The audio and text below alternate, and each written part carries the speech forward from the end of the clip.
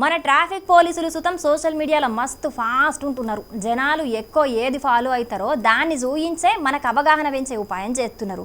ఇప్పుడు ఐపీఎల్ నడుస్తున్నది కాబట్టి క్రికెటర్లకు హెల్మెట్లు ఎంత ముఖ్యమో బండ్లు నడిపేటోళ్ళకు సుతం హెల్మెట్లు అంతే ముఖ్యమన్నట్టు ఇప్పుడు ఈ వీడియోను పోస్ట్ చేసిండ్రు. మరి అది ఏందనేది మీరు కూడా చూడాలని పట్టుకొచ్చినాం. చలో చూడురిగా.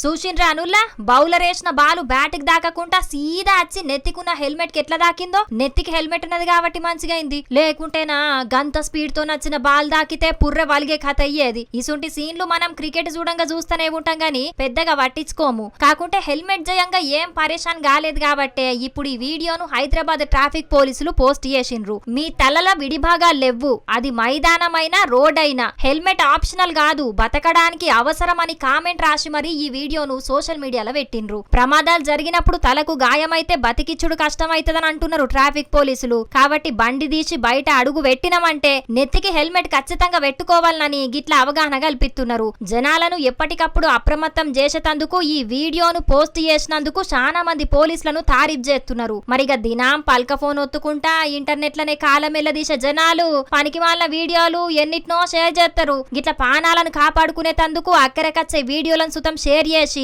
నలుగురికి ఉపయోగపడేటట్టు జయ్యుండ్రి. అట్లనే ప్రతి ఒక్కరు బండి మీద పోతే నెత్తికి హెల్మెట్ పెట్టుకోండ్రి. కార్లలో పోయేటోళ్ళు సీట్ బెల్ట్ పెట్టుకొని నిమ్మలంగా ప్రయాణం జయ్యుండ్రి. ఏమంటున్నాం, సరేనా?